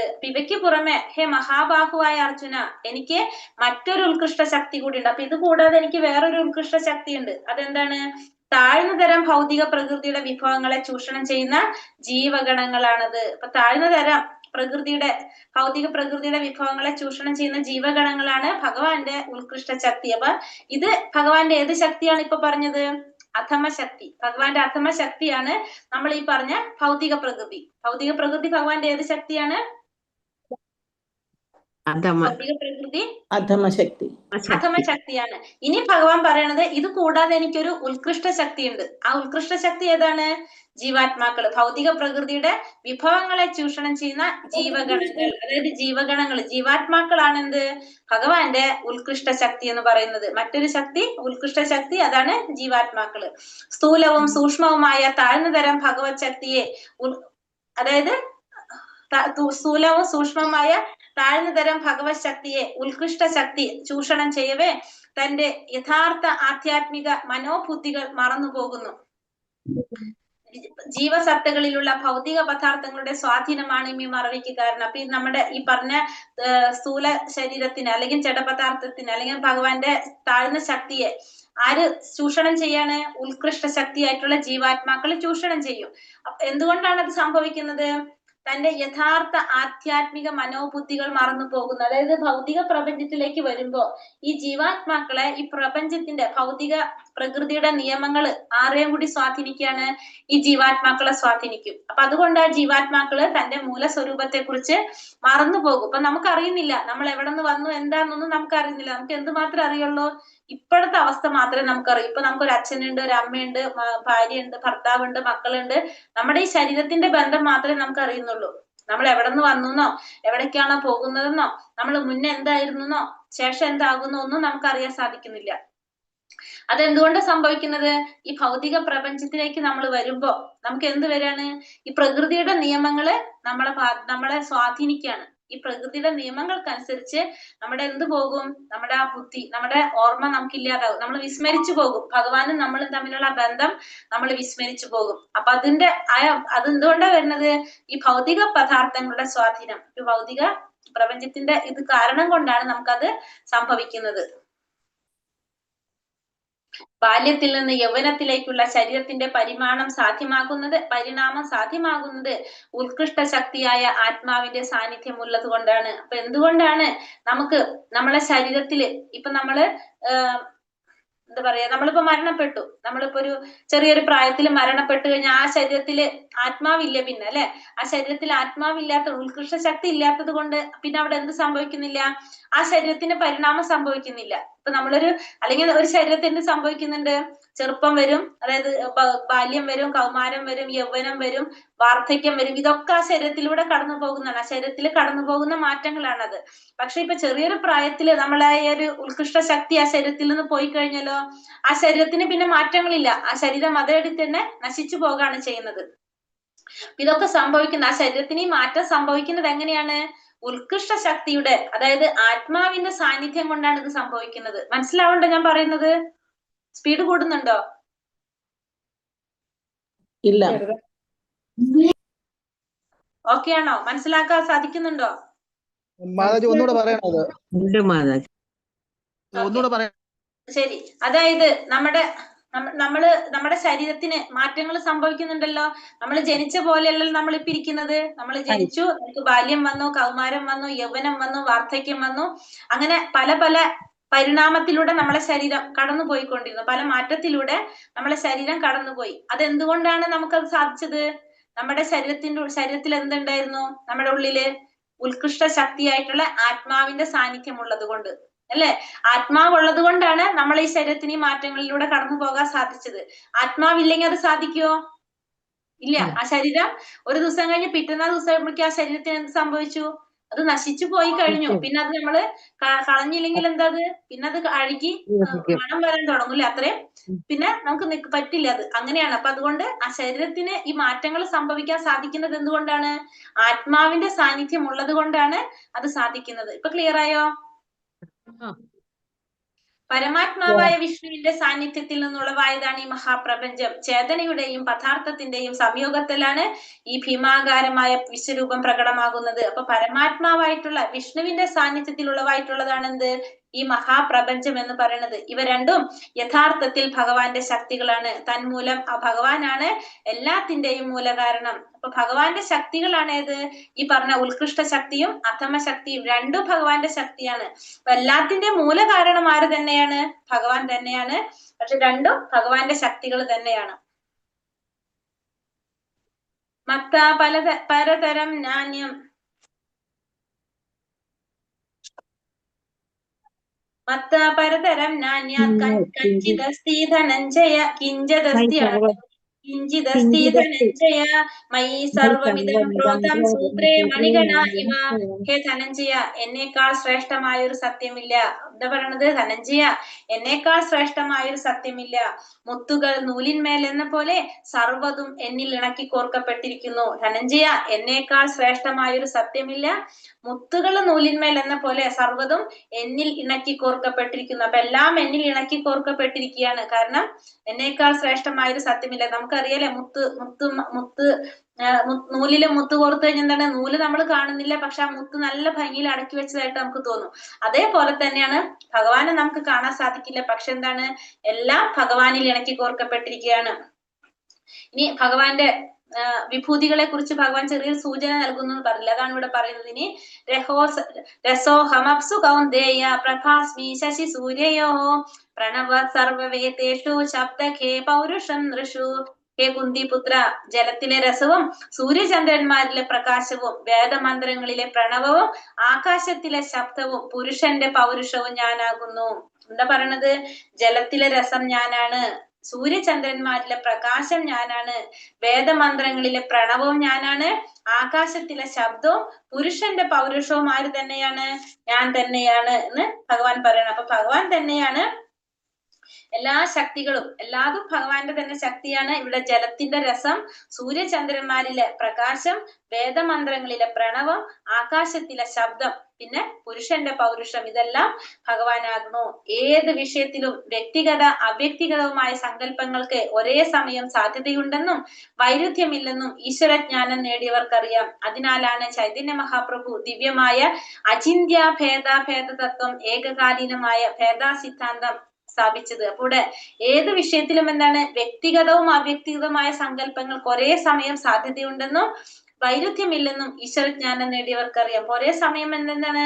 വ്യക്തിഗതമായ കാര്യങ്ങളും അവ്യക്തിഗതമായ കാര്യങ്ങളും, വ്യക്തിയായിട്ടും വ്യക്തി അല്ലാതെയുമുള്ള സങ്കല്പങ്ങൾക്ക് ഒരേ സമയം സാധ്യതയുണ്ടെന്നുള്ളത് നമുക്ക് മനസ്സിലാക്കാം. അതായത് ഇപ്പൊ നമ്മൾ ഭഗവാന്റെ എന്താ പറഞ്ഞത്, പരമസത്യത്തെ മനസ്സിലാക്കാനായിട്ട് 3 ഭാവങ്ങൾ നമ്മൾ പറഞ്ഞു. ഒന്ന് ബ്രഹ്മമായിട്ട് പറയും, പരമാത്മാവായിട്ട് പറയും, ഭഗവാനായിട്ട് പറയും. അപ്പൊ ഭഗവാൻ ഒരേ സമയം എന്താണ്? വ്യക്തിയുമാണ്, അതേസമയം ഇവിടെ എന്താണ്? ബ്രഹ്മവുമാണ്. അതും ഭഗവാൻ തന്നെയാണ്. ഇവിടെ ഒരേ സമയം ഭഗവാൻ വ്യക്തിയുമാണ്, അവ്യക്തിഗതനുമാണ്. അങ്ങനെ സങ്കല്പങ്ങൾക്ക് ഒരേ സമയം സാധ്യതയുണ്ടെന്നും വൈരുദ്ധ്യമില്ലെന്നും ഈശ്വരജ്ഞാനം നേടിയവർക്കറിയാം. അപ്പൊ ഈശ്വരജ്ഞാനം നേടിയവർക്ക്, ഭഗവാനെ കുറിച്ച് മനസ്സിലാക്കിയവർക്ക് അറിയാം എന്ത്? ഭഗവാന്റെ ഭാവങ്ങൾ, അതായത് ഭഗവാൻ ബ്രഹ്മമായിട്ടുമുണ്ട്, പരമാത്മാവായിട്ടും ഭഗവാനുണ്ട്, ഭഗവാനായിട്ടുമുണ്ട് എന്നുള്ളത് അറിയാനായിട്ട് സാധിക്കും. അതുകൊണ്ടാണ് ചൈതന്യ മഹാപ്രഭു ദിവ്യമായിട്ടുള്ള അചിന്ത്യ ഭേദാഭേദ തത്വം എന്ന സിദ്ധാന്തം സ്ഥാപിച്ചത്. അതുകൊണ്ടാണ് അചിന്ത്യ ഭേദാഭേദ തത്വം. അചിന്ത്യ ഭേദ വെച്ചാൽ ഒന്ന് നമ്മുടെ ചിന്തകൾക്ക് അപ്പുറത്താണ്, ഒരേ സമയം ഭേദവുമാണ് അഭേദവുമാണ്, ഒരേപോലെ തന്നെയാണ്, അന്നെന്താണ്? വ്യത്യസ്തവുമാണ്. അത് നമുക്ക് എങ്ങനെ മനസ്സിലാക്കാം? ഒരേപോലെ ഭേദമാണ് അഭേദമാണെന്ന് പറഞ്ഞാൽ ഒരേപോലെ തന്നെയാണ് നമുക്ക് എന്ത് പറയാൻ സാധിക്കും? ഭഗവാനും ജീവാത്മാക്കളും എങ്ങനെയാണ്? ഗുണത്തില് ഒരുപോലെയാണ് അല്ലെ? ഭഗവാനും ജീവാത്മാക്കളും ഗുണത്തിൽ ഒരുപോലെയാണ്. അതേപോലെ തന്നെ അളവിലാണ് വ്യത്യാസം എന്ന് പറഞ്ഞു. അപ്പൊ ഗുണത്തില് ഭഗവാന്റെ പോലെ തന്നെ എല്ലാ ഗുണങ്ങളും ആർക്കുണ്ട്? ജീവാത്മാക്കൾക്കുണ്ട്. പിന്നെ ഭേദവുമാണ് അഭേദമാണെന്ന് പറഞ്ഞാല്, അഭേദമാണെന്ന് പറഞ്ഞാൽ നമുക്ക് എന്ത് പറയാൻ സാധിക്കും?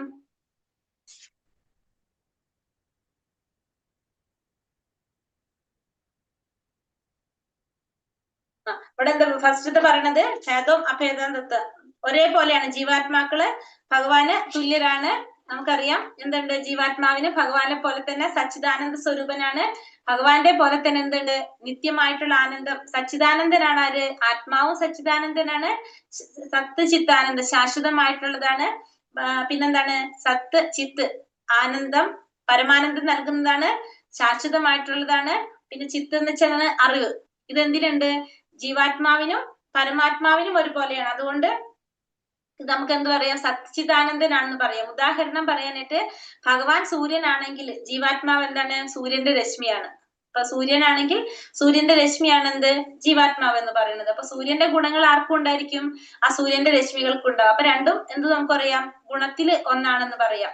പിന്നെ അതേപോലെ തന്നെ അല്ല വ്യത്യസ്തമായിട്ട് നമുക്ക് പറയുന്നത് എന്താണ്, അളവിലും വ്യത്യാസം. ജീവാത്മാക്കള് ഭഗവാനിൽ നിന്ന് അളവില് വ്യത്യാസമുള്ളത് നമ്മൾ പറഞ്ഞത്, നാം എപ്പോഴും പറയാറുള്ളത് എങ്ങനെ എന്ത് പറഞ്ഞിരിക്കുന്നത്, പരിപൂർണനാണ് ജീവാത്മാവ്, ഭഗവാന്റെ അംശമാണ്.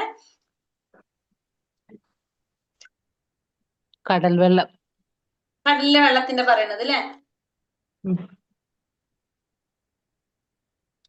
കൈക്കൊമ്പിലുള്ള കടൽ വെള്ളത്തോളം അല്ലല്ലോ കടലിൽ അളവുണ്ടാവുക, അളവുണ്ടാകും. അത് അളവില് വ്യത്യാസമാണ്. എന്തില്, ഗുണത്തില് മാത്രമാണ് തുല്യം, അളവില് വ്യത്യാസമാണെന്ന് പറയുന്നത്.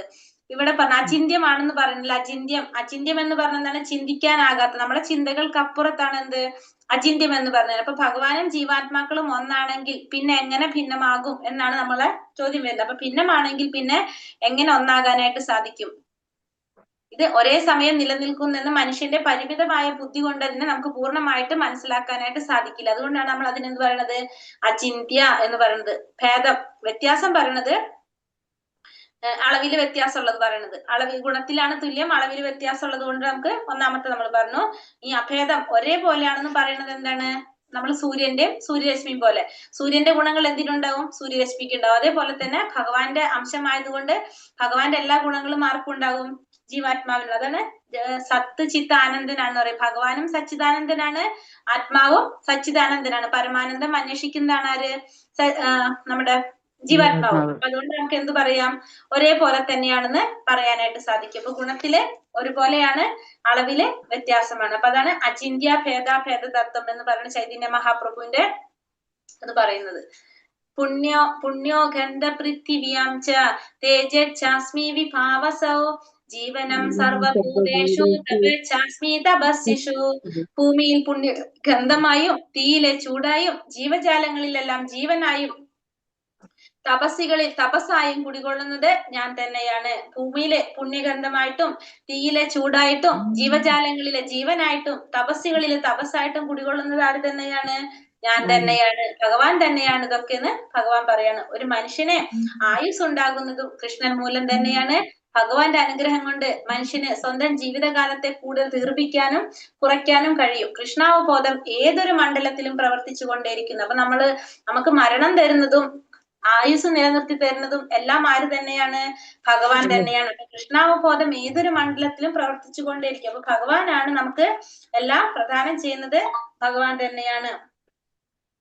ബീജമാം സർവഭൂതാനാം വിദ്ധി പാർത്ഥ സനാതനം ബുദ്ധിമതാമസ്മി തേജസ്സിനാമഹം. ഹേ കുന്തിപുത്ര, സർവ്വ ജീവജാലങ്ങളുടെയും ആദി ബീജം ഞാനാണെന്ന് നീ അറിയണം. ബുദ്ധിമാന്മാരുടെ ബുദ്ധിയും ശക്തിയും തേജസ്വികളുടെ തേജസ്സും ഞാൻ തന്നെ. ഹേ കുന്തിപുത്ര, സർവ്വ ജീവജാലങ്ങളുടെയും ആദി ബീജം ആരാണ്, ഞാനാണ്. അപ്പൊ എല്ലാ ജീവജാലങ്ങളുടെയും ആദി ബീജം ഞാനാണ്. മാത്രമല്ല ബുദ്ധിമാന്മാരുടെ ബുദ്ധി ശക്തി ആര് തന്നെയാണ്, ഭഗവാൻ തന്നെയാണ് അല്ലെ. ദദാമി ബുദ്ധി യോഗം ഭഗവാൻ പറയുന്നത് അങ്ങനെയാണ്. ആ ബുദ്ധി ഭഗവാൻ തന്നെയാണ് നമുക്ക് നൽകുന്നത്. തേജസ്വികൾക്ക് തേജസ് അതും ആര് തന്നെയാണ്, ഭഗവാൻ തന്നെയാണ് നൽകുന്നത്. അപ്പൊ എല്ലാതും ഭഗവാനിൽ നിന്ന് തന്നെയാണ് വരുന്നത്. മാത്രമല്ല ജീവജാലങ്ങൾക്ക് ആദ്യ ബീജം പ്രദാനം ചെയ്തത് ആരാണ്, ഭഗവാനാണ്. അപ്പൊ ഭഗവാൻ അതാണ് ആദ്യ ബീജം പ്രദാനം ചെയ്തത്. എല്ലാ ജീവജാലങ്ങളുടെയും പിതാവ് ഭഗവാനാണെന്ന് ഭഗവാനോട് പറയാണ്. ബലം ബലവതാം ചാഹം കാമരാഗാവിവർജിതം ധർമ്മോ വിരുദ്ധ ഭൂതേഷു കാമോസ്മി ഭരതർഷഭ. അല്ലയോ ഭരതർഷഭ, ഞാനാണ് ബലവാന്മാരുടെ കാമരാഗ വിവർജിതമായ ബലം. അപ്പൊ ബലവാന്മാരുടെ ബലം ആരാണ്, ഞാൻ തന്നെയാണ്. ധർമ്മവിരുദ്ധമല്ലാത്ത ലൈംഗിക ജീവിതവും ഞാൻ തന്നെ. അപ്പൊ ധർമ്മത്തിന് വിരുദ്ധമല്ലാത്ത ലൈംഗിക ജീവിതവും ഞാൻ തന്നെയാണ്. ബലവാന്മാരുടെ ബലവും ഞാൻ തന്നെയാണ് എന്ന് ഭഗവാനോട് പറയാണ്. ബലവാന്മാരുടെ ബലം അശക്തന്റെ രക്ഷയ്ക്ക് ഉപയോഗിക്കണം, സ്വന്തം മേന്മയ്ക്ക് വേണ്ടിയല്ല ഉപയോഗിക്കേണ്ടത്. അപ്പൊ ബലവാന്മാരുടെ ബലം എന്തിനാ ഉപയോഗിക്കേണ്ടത്, സ്വന്തം രക്ഷയ്ക്കല്ല ഉപയോഗിക്കേണ്ടത്, ശക്തിയില്ലാത്ത ഒരാളുടെ സഹായിക്കാൻ വേണ്ടിയിട്ടായിരിക്കണം നമ്മള് അത് ഉപയോഗിക്കേണ്ടത്.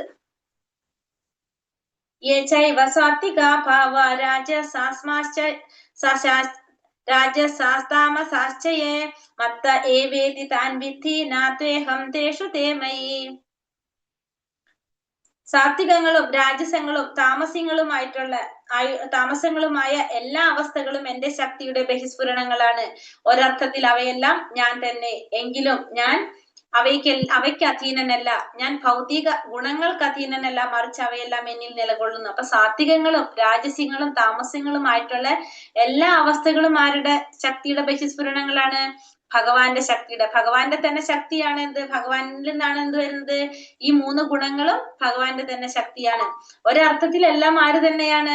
ഭഗവാൻ തന്നെയാണ്. പക്ഷെ എങ്കിലും ഞാൻ അവയ്ക്ക് അധീനനല്ല. പക്ഷെ എന്നാലും ഞാൻ എന്തല്ല? അവയ്ക്ക് അധീനനല്ല. ഞാൻ ഭൗതിക ഗുണങ്ങൾക്ക് അധീനനല്ല, മറിച്ച് അവയെല്ലാം എന്നിൽ നിലകൊള്ളുന്നു. അപ്പൊ ഭൗതിക ഗുണങ്ങൾക്ക് ഒരിക്കലും അധീനനല്ല ഞാൻ. പക്ഷെ എന്താണ്? എല്ലാം എന്നിൽ തന്നെയാണ് നിലകൊള്ളുന്നത്. ഭഗവാനിലാണ് എല്ലാം നിലകൊള്ളുന്നത്. പക്ഷെ ഭഗവാൻ ഒരിക്കലും ഈ ത്രിഗുണങ്ങൾക്ക് അധീനനല്ല. ഭഗവാൻ ഇതിനെല്ലാം അതീതനാണ്. ഇതിനൊക്കെ അപ്പുറത്താണ് ഭഗവാൻ.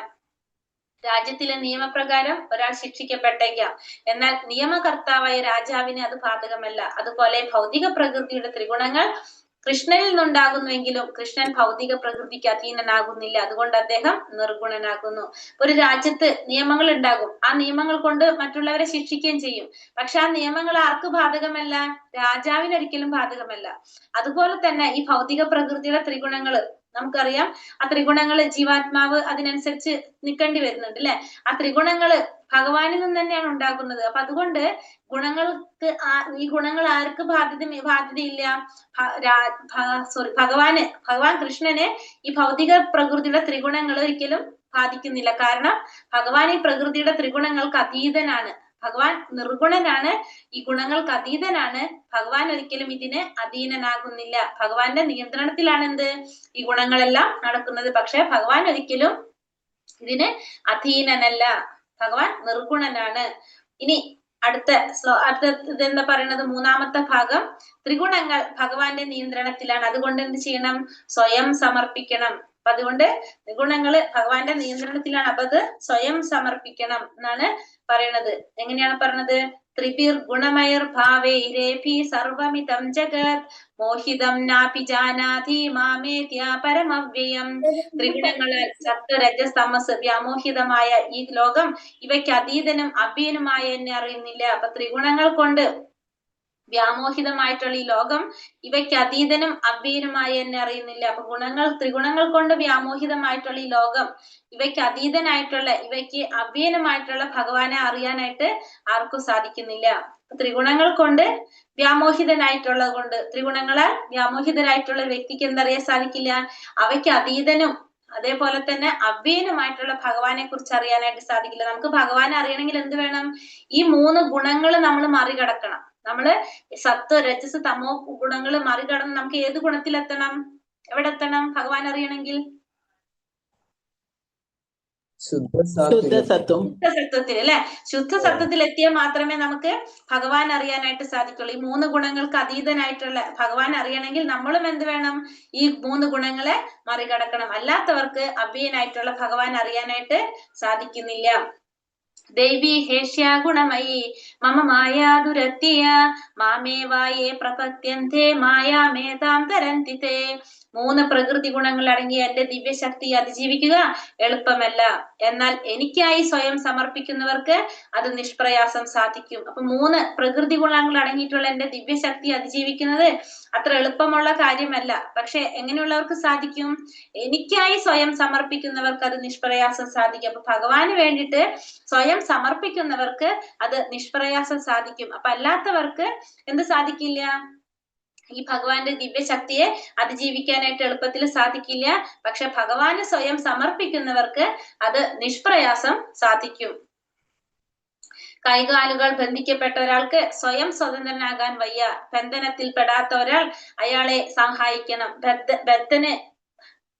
ബദ്ധനെ സഹായിക്കാൻ കഴിയില്ല. രക്ഷകൻ സ്വതന്ത്രനായിരിക്കണം. അതിനാൽ കൃഷ്ണനെ പ്രതിനിധീകരിക്കുന്ന വിശ്വാസിനായ ഒരു ഗുരുവിനോ മാത്രമേ ബദ്ധനായ ജീവാത്മാവിനെ മോചിപ്പിക്കാൻ കഴിയൂ. അങ്ങനെ ഒരു വിശിഷ്ട സഹായി ഇല്ലാതെ ഭൗതിക പ്രകൃതിയുടെ ബന്ധനത്തിൽ നിന്ന് ആർക്കും വിട്ടുപോകാൻ സാധ്യമല്ല.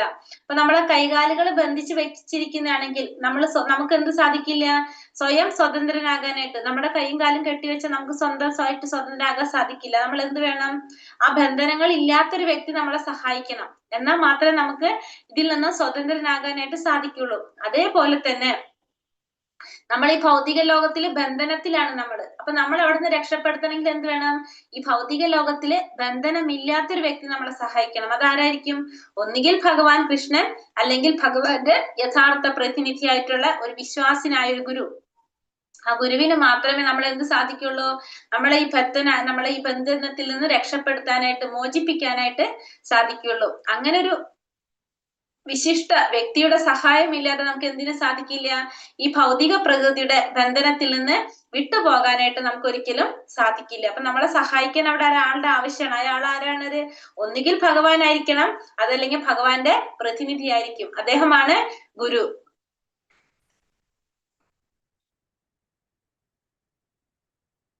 പത്തൊമ്പത് വരെ എടുക്കാൻ പറ്റുമോ? ഹരേ കൃഷ്ണ. മാതാജി എടുക്കാം. അടുത്ത 4ാമത്തെ ഭാഗം എന്താണ്? സുഹൃതികളാകട്ടെ ജ്ഞാനം വികസിപ്പിച്ച് ഭഗവാനിൽ സ്വയം സമർപ്പിക്കുന്നു. ദുഷ്കൃതർ ജ്ഞാനത്തിന്റെ അഭാവത്താൽ ഭഗവാനിൽ സമർപ്പിക്കുന്നു. അപ്പൊ ഇനി ഭഗവാനെ ആരാധിക്കുന്ന 4 കൂട്ടരെ കുറിച്ചും ഭഗവാനെ ആരാധിക്കാത്ത 4 കൂട്ടരെ കുറിച്ചുമാണ് പറയുന്നത്. നമാം ദുഷ്കൃതിനോ മൂഢ പ്രബധന്ത്യേ നരാധമാ മായായ ബഹൃതജ്ഞാന ആസുരം ഭാവമാശ്രിത. ദുഷ്കൃതരായ മൂഢന്മാരും മനുഷ്യാധമന്മാരും മായയാൽ അപഹരിക്കപ്പെട്ട ജ്ഞാനത്തോട് കൂടിയവരും നിരീശ്വരരുമായ അസുരന്മാർ എന്നെ ശരണം പ്രാപിക്കുന്നില്ല. അപ്പൊ 4 കൂട്ടര് ഭഗവാനെ ശരണം പ്രാപിക്കുന്നില്ല. ആരൊക്കെയാണ്? ദുഷ്കൃതരായിട്ടുള്ള മൂഢന്മാര്, മനുഷ്യ അധപന്മാര്, മായയാൽ അപഹരിക്കപ്പെട്ട ജ്ഞാനത്തോട് കൂടിയവര്, നിരീശ്വരരായവര്. ഇവരാരും എന്ത് ചെയ്യുന്നില്ല?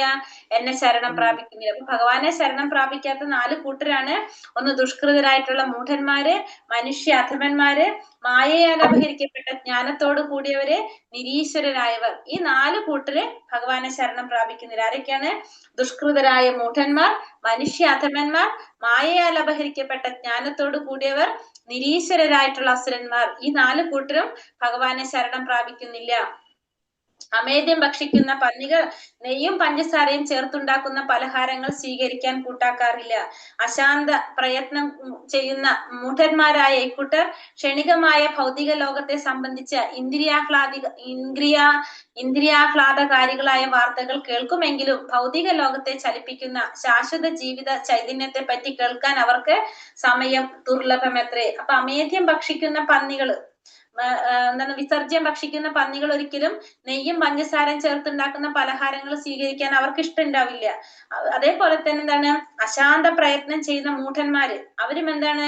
ഈ ഭൗതിക ലോകത്തെ ക്ഷണികമായിട്ടുള്ള ഈ ഭൗതിക ലോകത്തെ സംബന്ധിച്ച് ഇന്ദ്രിയാഹ്ലാദകാരികളായ വാർത്തകൾ കേൾക്കുമെങ്കിലും, ഇന്ദ്രിയങ്ങളെ സന്തോഷിപ്പിക്കേണ്ട വാർത്തകൾ കേൾക്കുന്നുണ്ടെങ്കിലും ഭൗതിക ലോകത്തെ ചലിപ്പിക്കുന്ന ശാശ്വത ജീവിത ചൈതന്യത്തെ പറ്റി കേൾക്കാൻ അവർക്ക് സമയം ദുർലഭമാണ്. അപ്പൊ അവരുടെ ഇന്ദ്രിയങ്ങളെ സന്തോഷിപ്പിക്കുന്ന രീതിയിലുള്ള വാർത്തകൾ അവർ കേൾക്കുന്നുണ്ടെങ്കിലും ഈ ഭൗതിക ലോകത്തിലെ ചലിപ്പിക്കുന്ന ശാശ്വത ജീവിത ചൈതന്യത്തെ കുറിച്ച്, നമ്മുടെ ശാശ്വതമായിട്ടുള്ള ജീവിത ചൈതന്യത്തെ കുറിച്ച് കേൾക്കാനായിട്ട് അവർക്ക് ഒരിക്കലും എന്തില്ല?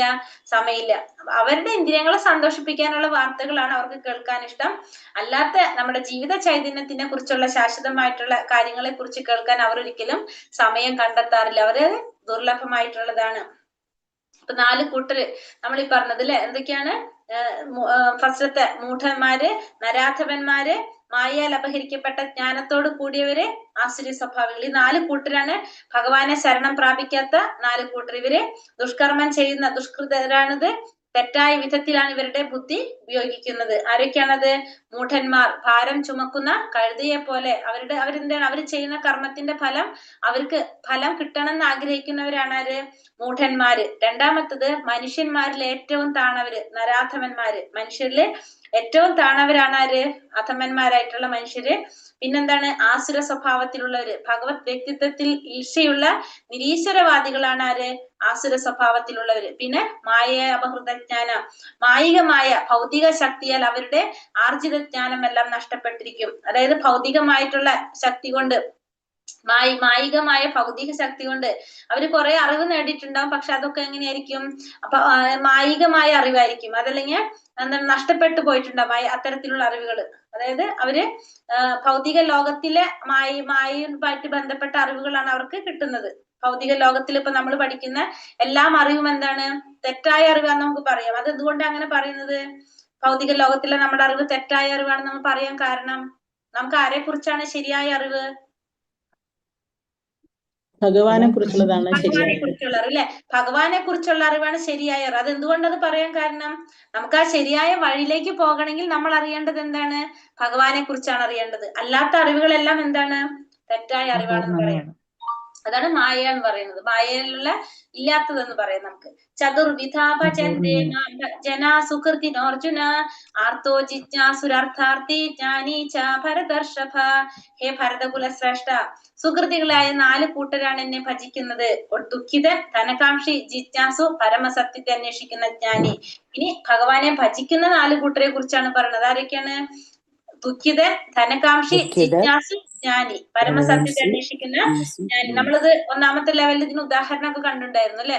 ദുഃഖിതൻ എന്ന് പറഞ്ഞതിന് ആരായിരുന്നു ഉദാഹരണം പറഞ്ഞ? നമ്മള് ദുഃഖം വരുമ്പോ ഭഗവാനെ വിളിച്ചത് ദ്രൗപദി, പിന്നെ ഗജേന്ദ്രൻ അല്ലെ? ദ്രൗപദി, ഗജേന്ദ്രൻ. പിന്നെ അത് കഴിഞ്ഞിട്ട് ധനം ആഗ്രഹിച്ചുകൊണ്ട് ഭഗവാനെ പ്രാർത്ഥിച്ചത് ആരാണ്? ധ്രുവകുമാരനും സുഗ്രീവനും. സുഗ്രീവൻ ഭഗവാനായിട്ട് സാഖ്യം ചേരുന്നത് എന്തിനു വേണ്ടിയിട്ടാണ്? രാജ്യം തിരിച്ചു കിട്ടാൻ വേണ്ടിയിട്ട്. പിന്നെ അതുപോലെ തന്നെ ജിജ്ഞാസു, ഭഗവാനെ കുറിച്ച് അറിയാനുള്ള ആഗ്രഹം ആരിലായിരുന്നു?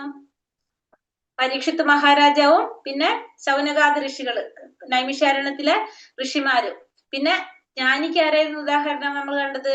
ശുകദേവ ബ്രഹ്മർഷി. ശുകദേവ ഗോസ്വാമിയാണ് ജ്ഞാനിക്ക് ഉദാഹരണം നമ്മൾ കണ്ടത്. ഓർമ്മയുണ്ട്? ഹരേ കൃഷ്ണ. തേഷാം ജ്ഞാനി നിത്യയുക്ത ഏക ഭക്തിർവിശിഷ്യത്തെ പ്രിയോ ഹി ജ്ഞാനിനോ അത്യർത്ഥ. ഒരു മിനിറ്റ്.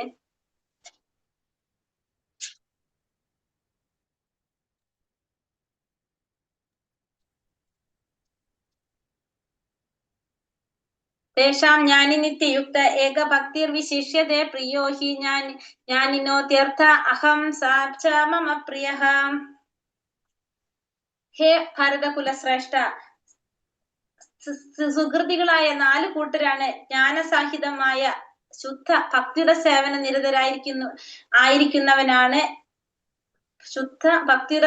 നിരതരായിരിക്കുന്നവനാണ് ഇവരിൽ വെച്ച് ഉത്തമൻ. അയാൾക്ക് ഞാൻ ഏറ്റവും പ്രിയപ്പെട്ടവനാണ്, അയാൾ എനിക്കും. അപ്പൊ ഇവിടെ എന്താ പറയണത്? സുകൃതികളായ 4 കൂട്ടരില് ഭഗവാൻ ഏറ്റവും പ്രിയപ്പെട്ടവൻ ആരാണെന്ന് പറയണം. ആരാണ്?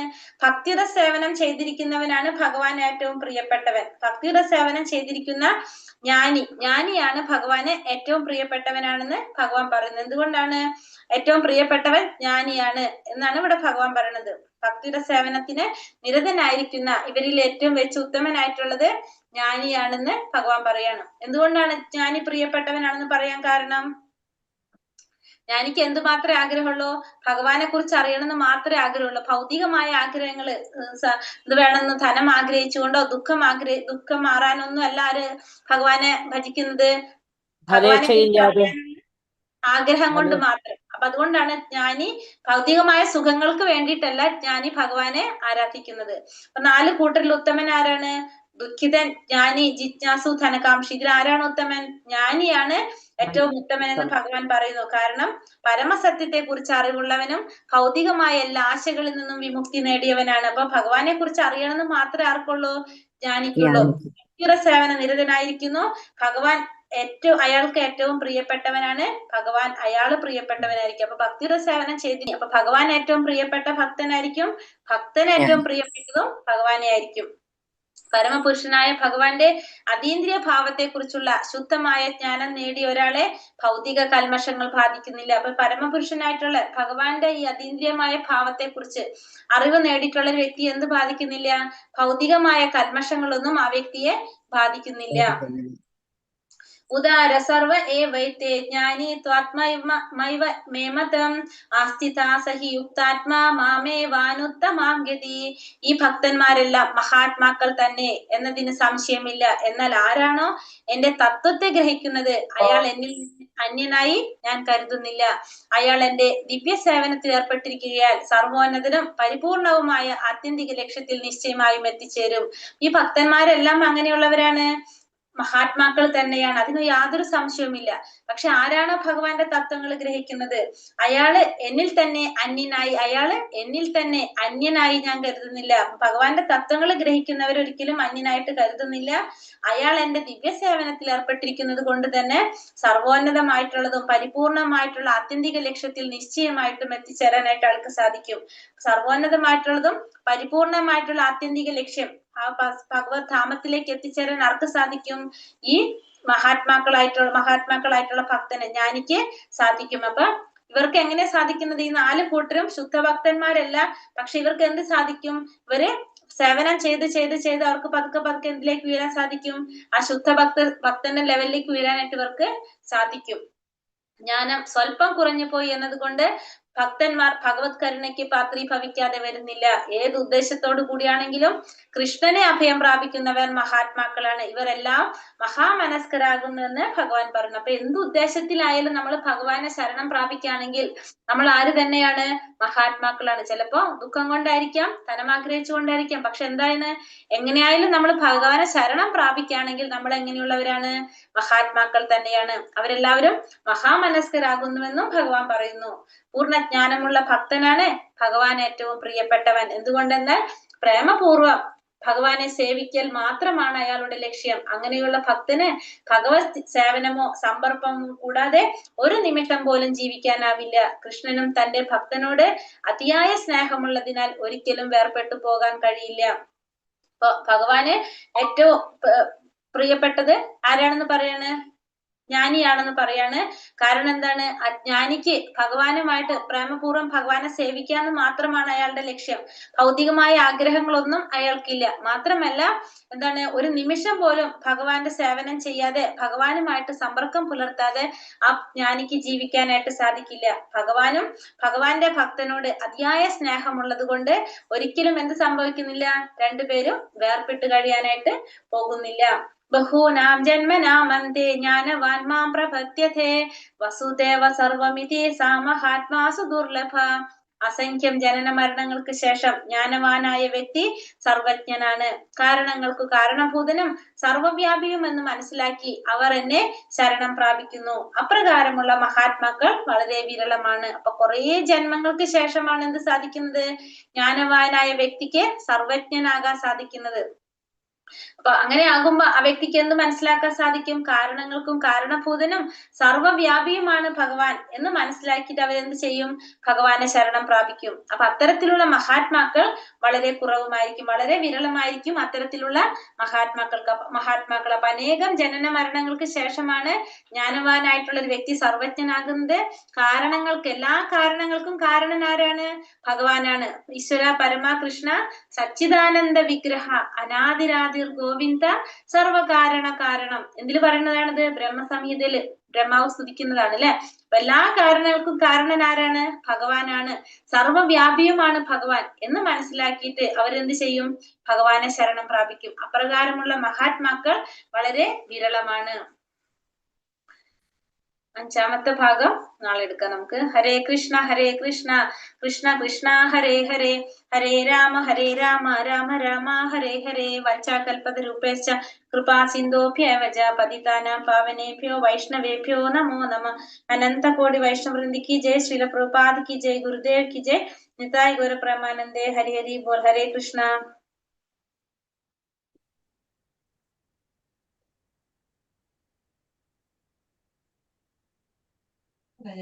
ഗോപി വരയ്ക്കുമ്പോൾ ഒരു സൈഡ് മാത്രമുള്ളല്ലോ.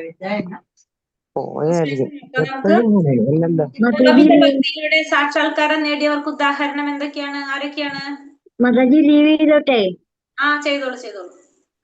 ഇനി 3-ാം ദിവസം ലീവാണ്. ഹരേ കൃഷ്ണ മാതാജി, പോയിട്ട് വായോ. ഹരേ കൃഷ്ണ. നവവിധ ഭക്തിയിലൂടെ സാക്ഷാത്കാരം നേടിയവർക്ക് ഉദാഹരണം. മാതാജി പോയിട്ട് വന്നോളൂ കേട്ടോ. ഹരേ കൃഷ്ണ. 4 ദിവസം കണ്ടിട്ട് കാണാം. ഹരേ കൃഷ്ണ മാതാജി. പരീക്ഷിത് മഹാരാജാവ്, സുഖദേവ് ഗോസ്വാമി, പ്രഹ്ലാദ മഹാരാജാവ്, സുഖദേവ് മഹാരാജാവ്, അക്രൂരൻ, ഹനുമാൻ സ്വാമി, അർജുനൻ, മഹാബലി ചക്രവർത്തി. അത് പറയുമ്പോ ഇങ്ങനെ തന്നെ പറയണം. ശ്രവണത്തിലൂടെ പരീക്ഷിത്ത്, കീർത്തനത്തിലൂടെ ഇങ്ങനെ പറയണം കേട്ടോ. അല്ലെങ്കിൽ നമുക്ക്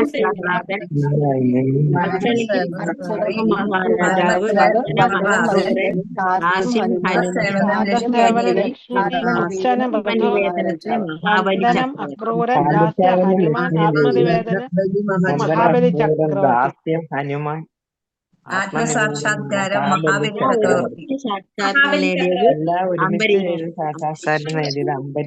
ഇത് നമുക്ക് പഠിക്കേണ്ടതാട്ടോ. അടുത്ത പരീക്ഷയ്ക്കുള്ള ഒരു ചോദ്യമാണ് ഞാനിപ്പോ ഈ പറഞ്ഞത്. നവവിധ ഭക്തി. മാതാജി ക്ലാസ് ഇട്ട് തരുമല്ലോ അല്ലേ? ക്ലാസ് ഇട്ട് തരുമല്ലോ അല്ലേ? ക്ലാസ് ഇട്ട് തരുന്ന വെച്ചാല് ക്ലാസ് നമുക്ക് ഇതിൽ കാണാൻ, യൂട്യൂബിൽ കാണാൻ പറ്റുമല്ലോ അല്ലേ? ഉണ്ട് റെക്കോർഡ്. റെക്കോർഡ് കിട്ടുമെന്ന് പറയുന്നത് ലീവ് ചെയ്യാനാ, ഞാൻ ഡ്യൂട്ടിയിലാണ്. അതാ. ശരി സാരില്ല, റെക്കോർഡ് ഉണ്ട് കേട്ടോ.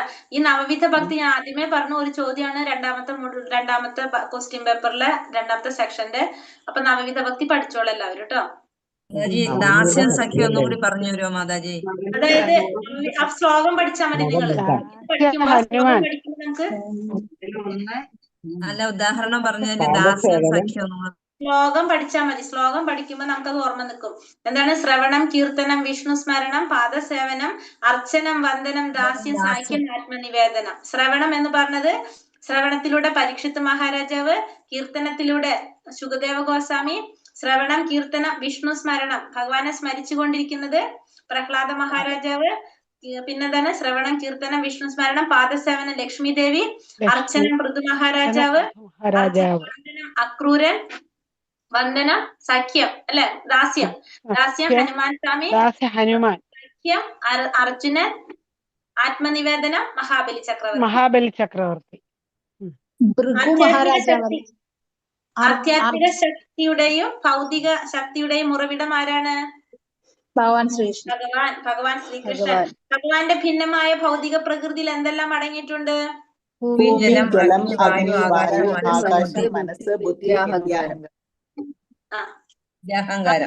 പ്രപഞ്ച സൃഷ്ടിക്ക് കാരണം ഞാൻ പറയണം ഒന്നുകൂടി. അതൊക്കെയാണ് ഭൂമി, ജലം, അഗ്നി, വായു, ആകാശം, മനസ്സ്, ബുദ്ധി, മിഥ്യ, അഹങ്കാരം. ഈ 8 അടങ്ങിയതാണ് ഭൗതിക പ്രകൃതി. പ്രപഞ്ച ശക്തിക്ക് കാരണമാകുന്ന ഭഗവാന്റെ പൂർണ്ണ രൂപവിസ്തരണങ്ങൾ ആരെല്ലാം ഉൾക്കൊള്ളുന്നതാണ്?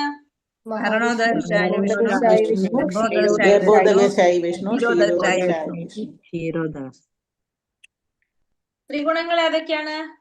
സത്വഗുണം, രജോഗുണം, തമോഗുണം. ബദ്ധനായ ജീവാത്മാവിനെ മോചിപ്പിക്കാൻ സാധിക്കുന്നത് ആർക്കാണ്? പ്രതിനിധീകരിക്കുന്ന വിശ്വാസ്യനായ ഗുരുവിനോ അല്ലെ? ഒന്നെങ്കിൽ ഭഗവാന്, അല്ലെങ്കിൽ ഭഗവാനെ പ്രതിനിധീകരിക്കുന്ന ഗുരുവിന് മാത്രമേ. ഭഗവാനെ ശരണം പ്രാപിക്കാത്ത 4 പേരാരാണ്? മൂഢന്മാർ, നരാധമന്മാർ,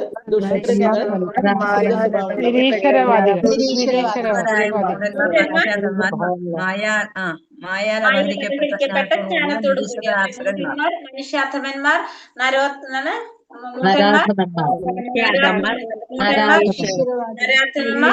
നിരീശ്വരവാദികള്, പിന്നെ മായാൽ അപഹരിക്കപ്പെട്ട ജ്ഞാനത്തോടു കൂടിയവര്. ഭഗവാനെ ശരണം പ്രാപിക്കുന്ന 4 കൂട്ടർ ആരൊക്കെയാണ്?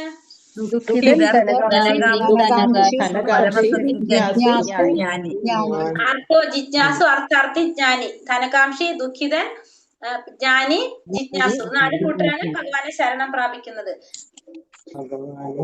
ഇതില് ജ്ഞാനിയാണ് ഭഗവാൻ ഏറ്റവും പ്രിയപ്പെട്ടെന്ന് പറയാൻ കാരണം എന്താണ്? ഫലമൊന്നും ആഗ്രഹിക്കുന്നില്ല, ഭഗവത് ഭക്തി മാത്രമാണ്. ഭൗതികമായ ആഗ്രഹങ്ങൾ ആർക്കില്ല?